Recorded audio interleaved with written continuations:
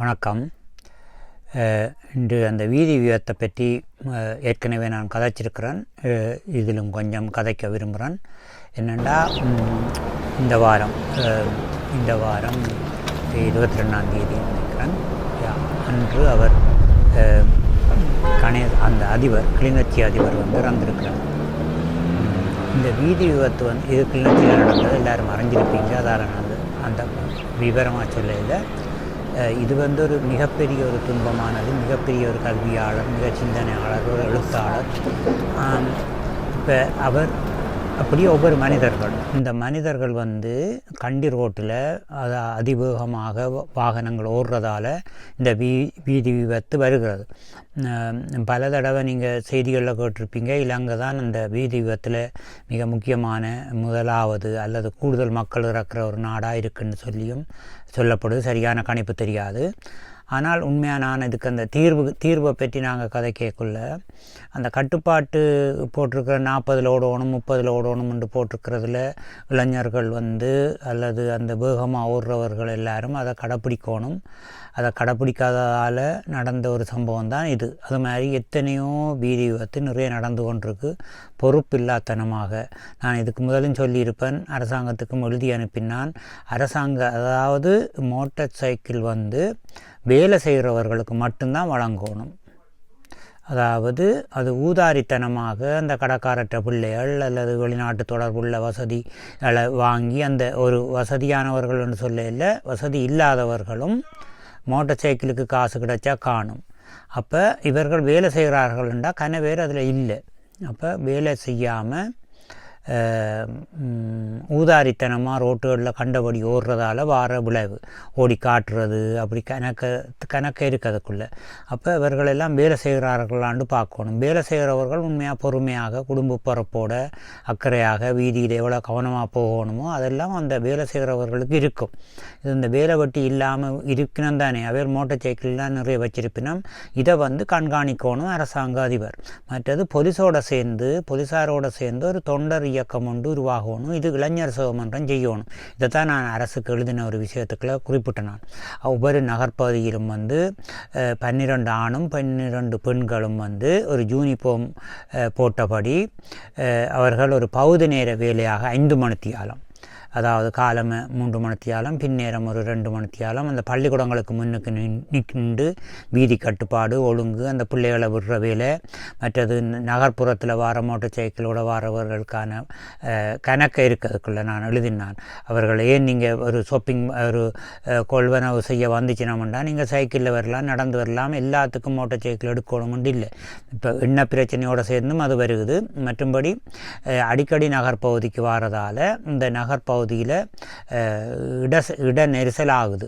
அப்போ தேவையில்லாத ஒரு வாகனம் தானே, சைக்கிளில் வரலாம் அல்லது நடந்து வரலாம். அப்படியான தூரங்களுக்கு கூட மோட்டார் சைக்கிளை பாவிக்கணும். ஸோ இப்படியோ உண்டு. இப்போ கண்டி ரோட்டுன்னு சொன்னால் அது கொழும்பிலிருந்து யாழ்ப்பாணம் வரைக்குமாக எடுத்தால் என்ன, கண்டியிலிருந்து யாழ்ப்பாணத்துக்கு எடுத்தாலும் பிரதான வீதிகளை சொல்கிறேன்.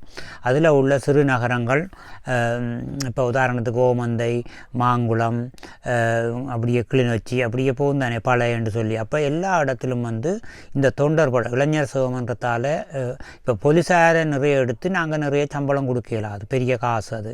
அப்போ இந்த வேலை இல்லாமல் இருக்கிறோம் தானே. இப்போ இருக்கணும் கனவேற்று இருக்கணும் 20 வயதுலேருந்து 30க்குள்ளே வேலை இல்லாமல்டா வேலை இருக்குது, செய்ய விருப்பம் இல்லை, தங்களுக்கு ஏற்ற வேலை வேணுமென்ற மாதிரி வேலைக்கு போகாமல் இருப்பினோம். மற்ற சார்ந்து வாழ்வோர், இப்போ ஒரு ஆசிரியரோ அல்லது ஒரு அரசாங்க உத்தியோகத்தில் இருக்கிறவரோட பிள்ளைகள் அந்த குடும்பத்தில் உழைக்கிற ஒரு 65,000 ரூபா உழைக்கணும்டா அதில் 3 பிள்ளைகள் அப்பா அம்மாவோட சேர்ந்து வாழணும். அப்போ இவைகளுக்கு வேலை இல்லை. இப்போ வேலை இருக்குது, வேலையை போகிற இல்லை. வேலை இருக்குண்டா விவசாயத்தில் இருக்குது, எல்லா துறைகளிலும் இருக்குது வேலை.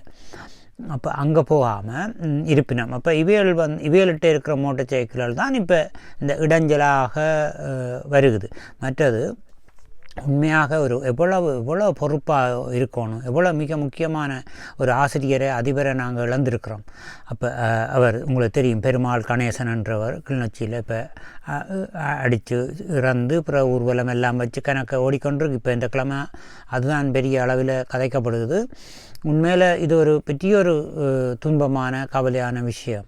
அப்போ எனவே நாங்கள் பொறுப்புள்ள மனிதர்களாக இருக்கணும். இந்த தொண்டர்படை இந்த தேசிய அப்போ அரசாங்க அதிபர் என்ன செய்யணும்டா இந்த இளைஞர் சிவமன்ற அமைப்போட கதைச்சு ஒரு இப்போ கிளிநொச்சியிலையோ இப்போ ஒரு இடத்துல பவனியாவிலையோ அந்த அந்த அந்த ஒரு ஒரு ஒரு குறிப்பிட்ட ஆட்களை அந்த வேலை இல்லாமல் இருக்கிறவர்களுக்கு ஒரு சிறிய கொடுப்பனவோட அவை சேவை அடிப்படையில் செய்கிற மாதிரி அவர்களை சேர்க்கணும். ஒரு வவுனியா நகர்பகுதியில் இருந்தால் ஒரு 10 பேர், கிளிநொச்சியில் இருந்தாலும் ஒரு 10 பேர். அப்போ அவர்கள் பகுதி நேரமாக அந்த உதவி செய்யணும். இந்த பாதசாரிகள் நடக்கிற அந்த மஞ்சள் கோடு இருக்குத்தானே, அதில் பொறுப்போடு நடக்கணும். அதில் 2 பக்கம் பார்த்துட்டு தான் வீதியில் இறங்கணும் மக்கள். அது அந்த கோடு போடுறதுக்கு தானே எங்களுக்கு முன்னுரிமை. இன்னொரு தோழரும் கதைச்சிருந்தவர் இந்த யூடியூப்பில் கதைக்கிற இந்திரன் நினைக்கிறேன். அப்போ அந்த முதல் பார்க்கணும், 2 பக்கமும் பார்க்கணும். நாங்களே இங்கே ஜெர்மனியில் கூட கிண்டகார்டன் அந்த பிள்ளைகள் இப்போ நீங்கள் சிக்கனோ லைட் பச்சை விழுந்துட்டுன்னு சொன்னோன்னா பார்த்து பாராமல் அங்காலும் இடப்பக்கம் வலப்பக்கம் பார்க்காம உடனே இறங்குறோம். அப்படி இருக்கக்கூடாது, 2 பக்கம் பார்த்துட்டு தான் இறங்கணும். அந்த சின்ன பிள்ளைகளுக்கு அதை பழக்கணும்னு சொல்லி நான் ஒரு நேசர் டீச்சரோட கதைச்சேன் அதை பற்றி. அது மாதிரி இப்போ இலங்கையில் என்ன செய்யணும்னா வீதியில் மஞ்சள் ரோட் போட்டிருக்கு, மஞ்சள் அடையாளம் போட்டிருக்கு, அதில் மக்களுக்கு முன்னுரிமை இருக்குது, வாகனம் நிற்கணும். ஆனால் ஒரு பெரிய லொரி வருகுது வேகமாண்டா, திடீரென ஒரு ஆள் இறங்குறாருண்டா அவர் பிரேக் அடிப்பார், அதை இழுத்து கொண்டு வரும். அப்போ இவர் அந்த லொரியை பார்த்து அதை போக விட்டுட்டு இவர் இறங்கணும், அல்லது லொரி நிற்குதான்னு பார்த்து தானே. அப்படி தான் இங்கே எல்லாம் சில பேர் கிடைக்கணும், அப்படியும் கிடைக்கணும், பல மாதிரியும் கிடக்கணும். அப்போ இது மிக முக்கியமாக 2 பக்கம் பார்த்துட்டு தான் நீங்கள் இறங்கணும். அதால் தான் இவர் பார்த்துட்டு தான் இவர் இறங்கினாரா அல்லது பார்க்காம இறங்கினாரா, பார்த்து இறங்கியும் இது இந்த மோட்டார் சைக்கிள் அடிச்சிருக்கவருக்கு. ஸோ ஏன்னா அவைகளுக்கு மிகப்பெரிய தண்டனை கொடுக்கணும். இது கொலை குற்றமாகத்தான் எடுக்கணும். ஏன்னா அப்படி எடுத்தால் தான் அவர்கள் இந்த வேக கட்டுப்பாடு வரும். அடுத்தது இன்னும் இந்த ரோட்டுகளில் பாருங்கள், தாண்டி குளத்தில் பார்த்தேன் ஒருக்கா. நான் இலங்கைக்கு இப்போ சென்ற வருடம் வந்தபோது தாண்டி குளத்தடியில் பார்க்குறேன், தாண்டி குளம் இல்லை, அப்படியே அப்படியே போகிற இடமெல்லாம் மாடு, அந்த ரோட்டிலே மாடுகளை வீட்டு சொந்தக்காரருக்கு கட்டி வளர்க்க தெரியாதா என்னென்னு, அல்லது அங்கே நகர் பாதுகாவலர் கூட அந்த ஃபைன் எழுதாமல் விடுவினோம். மாடுகள்லாம் ரோட்டில் நிற்குது. இப்போ அது விபத்துக்குள்ளாகுது மாடு. அது மட்டும் இல்லை, மாட்டால் மற்ற வாகனங்கள் அடிபடுறதுக்கு நிறைய சந்தர்ப்பம். அப்போ மாட்டை கட்டி வளர்க்கணும். ஒரு நாளும் இந்த பெரிய ஒரு 15-20 மாட்டை ஒரு ஆள் கொண்டாடுறா, அதை வாகனங்களை மறைச்சு அந்த ரோட்டை கடக்கிறதுக்கு ஒரு முறை இருக்குது. அது செய்ய வேணும். மாடு கட்டாயம் தேவை, மாடு வளர்க்கணும். ஆனால் ஒத்த மாடுகளாக நிற்குது, அதை கவனம் இல்லாமல் இருக்கணும். இதுவும் ஒரு வீதி விபத்துக்கு மிக முக்கியமான காரணம். வேக கட்டுப்பாடு. நான் அந்த பஸ்ஸில் போன பல பேர் சொல்லினா 90-97 வரைக்கும் ஓடுவினோம். 70 ஓட வேண்டிய இந்த ரோட்டு வவுனியாவிலிருந்து யாழ்ப்பாணத்துக்கான ரோட்டு இருக்குத்தானே, அதில் கன இடங்களில் இந்த ஓமந்தை, புளியங்குளம், கனாரங்குளம் அந்த பக்கங்கள்ல எல்லாம் சரியான வேகம் 180க்கு மேலே தான் ஓடுவினோம். இப்போ முன்னுக்கு மணலேற்றின அந்த ரக் போகுதுண்டா, அது 80 போகுதுண்டா, அதை முந்தோணுமுண்டா எவ்வளோவில் ஓடணும், 90 ஓடி முந்தோணும். அதுவும் ஒன்றுக்கு பின்னால் 2 லொரி போகுது, அது கிட்டத்தட்ட 75-80 போகுது. இதை முந்துறதுக்கு 90 பஸ் முந்துது. இப்படி எந்த ஒரு டிரைவரும் எந்த ஒரு மக்களை ஏற்றி கொண்டு போகிற 50-60 பேரை பஸ்ஸுக்களை வச்சுக்கொண்டு அந்த 75 போகிற மணல் லொரியை இவர் முந்துறார். அதுவும் 2 ஒன்றுக்கு பின்னால் ஒன்றா போகுது, 2ஐயும் சேர்த்து முந்துறார். இது எந்த நாட்டில் இப்படி நடக்கும்? என்னென்று வரும்? அங்கேருந்து அப்போ வாகனம் அங்கேருந்து வருது, அங்கேருந்து லொரி பஸ் ஓட்டோ எல்லாம் கொண்டிருக்கு முன்னுக்கு. அப்போ இவர் இழுத்தெடுக்க வேண்டியிருக்கு கஷ்டப்பட்டு. அப்போ அவர்கள் இந்த முந்துதுண்டு அவர்கள் விட்டு கொடுக்குற ஆக்களும் இல்லை. அது அல்லது இந்த லொரிக்காரன் பஸ் முந்த போகுது, நான் ஆக்சுலேட்டர் எடுத்து நான் 70-60க்கு விட்டு அந்த பஸ் முந்தினா அப்புறம் 75 ஓடலாம் தானே, அந்த ஓடக்கூடாது, அப்படி செய்யலாம் தானே. அதுதான் இந்த விதி. அந்த லைசன்ஸ் எடுக்கிறதுல எல்லாம் இருக்குது, விட்டு கொடுக்கணும். ஒரு ஆள் முந்தினா மற்றவற்றை ஸ்பீட்டை குறைச்சி அவரை முந்த விடணும். முந்தாமல் விடக்கூடாமல் போட்டி போடுறதெல்லாம் அது அவநாகரிகம். அது முந்தோணுமெண்டு அவற்றை தேவையை பொறுத்து அவர் போகிறாருன்னு சொன்னால், அது வந்துட்டாருன்னு சொன்னால் அவர் ஸ்லோவாக தான் வந்திருக்கணும். ஆனால் அவர் முந்துறார். அப்போ நீங்கள் அதுக்கு விட்டு கொடுக்காட்டி என்ன நடக்கும்? அடிபடும் தானே. அப்படி என்ன மற்றது ரோட்டில் மாட்ட விடுற மக்கள் இருக்கிற நாட்டில் ஏண்டா எவ்வளவு அறிவீனமும் அறிவு இப்படியான மக்கள் இருக்கிற நாட்டில் விபத்து நடந்து கொண்டே இருக்கும். என்னென்று நீங்கள் அந்த ஏனையின் பாதையில் ஆட்ட விடுவீங்க. நாய் கூடி கட்டி வைக்கிற இல்லையா, என்னென்று ரோட்டில் படுக்க விடு. அப்போ நாயை பாதுகாக்கிறதுக்கு விட்டு அங்கால வார வாகனத்தோடு அடிபடும். மற்ற வீதியில் நடக்கிறதாக வலப்பக்கம் நடக்கணும்னு 3ஆம் வகுப்பிலேருந்து படிக்கிறோம். என்னோட ஒரு 9 வயது ஒரு சகோதரின்றே சொல்லுவோம். அவள் இல்லை இடப்பக்கம்தான் நடக்கணும்னு சொல்கிறாங்க. அப்போ ஏன்னா விளங்க இல்லை. அப்போ வாகனம் எதிராக வர்றது தெரியுமில்ல. அப்போ நாங்கள் நல்லா தள்ளி இறங்கி கேனுக்குள்ளே போகலாம். அப்போ 2 வாகனம் விலத்தைக்குள்ளே நாங்கள் வலப்பக்கம் நடந்தால் தான் எங்களை நோக்கி அந்த வாகனம் வருகுதுன்னு தெரியும். இப்போ ஒவ்வொரு மற்ற இந்த நாட்டில் வேறு இடப்பக்கம் ஓடுற நாடு, அந்த பக்கம் வலப்பக்கம். அப்போ நாங்கள் வீதியில் நடக்கிறாங்க வலப்பக்கம் நடந்தால் தான் அந்த வாகனம் விலத்தைக்குள்ளே நேர வாகனம் வருதுன்னா இடம் விட்டு கொடுக்கலாம்.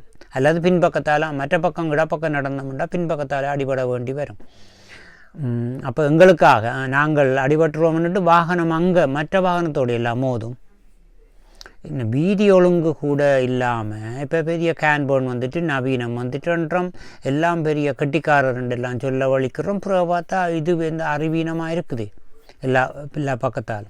அப்போ நாங்கள் பொறுப்புள்ள மனுஷர்களாக ஒரு பஸ்ஸில் போகல. நான் முதல் சொல்லியிருக்கிறேன். என்னோடய தனபாலன் தமிழ் ஓசை என்று நீங்கள் எழுதி பாருங்கள். அதுக்குள்ள கணக்கை பதிவு போட்டிருக்கிறேன். அதாவது ஒரு மக்கள் வரியினம்ண்டா இவ்வளோ பொறுப்போடு ஒரு பிள்ளையை விட்டுட்டு வருவினம்.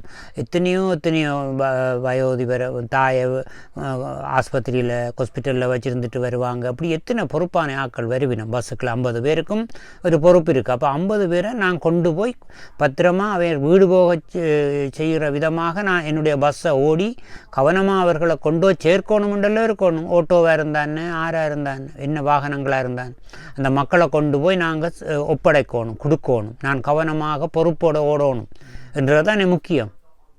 என்னென்று போட்டிக்கு ஓடுறது அதான் முதல் சொன்ன அரசாங்கத்துக்கும் என்ன சிடிபியாக மாற்றணும். ப்ரைவேட் பஸ்ஸுகளையெல்லாம் சிடிபி எடுத்து அவர்களே வேலைக்கு வச்சு விலைக்கு வாங்கி ஒரு கம்பெனியாக மாற்றணும். அல்லது போட்டிக்கு ஓடுற முறை இருந்து கொண்டே இருக்க போகுது சிடிபி. மற்ற சிடிபிக்கு கூட காசு உழைச்சா பர்சன்டேஜ் வீதம் காசு கொடுக்குறோன்னு கேள்விப்பட்டேன்னா அதெல்லாம் அப்படியெல்லாம் செய்தால் அவர்கள் சிடிபின்னு தான் ஓடி உழைக்கிறதுக்காக பாஸ்ட்டாக ஓடுவேணும். காசு உழைக்கிறதுக்காக பாஸ்ட்டாக ஓடுற ஒரு விஷயம் வருகுது. அப்போ அதுதான் ஆக்சிடெண்ட்டுகளுக்கு காரணமாக வருகுது. அப்போ மாத சம்பளத்தை கொடுத்துட்டா அது வரும். அப்போ அது பற்றியும் பரிசீலிக்கணும் அரசாங்கம் என்ற அரசாங்க அதிபர், உதவி அரசாங்க அதிபர், ஜிஎஸ் மட்டும் அந்த கிராம அதுண்டு இல்லை. தனியாகவும் நாடு தழுவிய ரீதியில் புது திட்டங்களை புது விஷயங்களை எப்படி செய்யணுன்றது எல்லாரும் ஆராயணும். இப்போ அதான் அந்த அதில் ஒரு முதல்ல ஒரு வீடியோ போட்டு நான் என்னது கண்டா கோயிலுண்டு நீங்கள் கோயிலுக்கு உடுப்படுக்கிறத பற்றியும் கூட வாங்குறத பற்றியும் குத்து விளக்கு எண்ணெய் பால் கொண்டு போய் ஊற்றுற தலையில் பிள்ளையாருக்கு முருகனுக்குன்னு சொல்லி அதை பற்றி யோசிக்கிறது. நாளைக்கு இந்த திருவிழா இதே சிந்திச்சிங்கன்னா உங்களோட சிந்தனை நம்மளுக்கு அங்கே போகுமே. மிச்சத்துக்கு அந்த தொடர் நாடகம், படங்கள், சினிமாக்கள், இந்த தேவையில்லாத குப்பத்தனமானதுகளுக்கு வீணாக்குறீங்க. இஞ்சால ஒரு பக்கம் வீணாக்குறீங்க, அங்கால.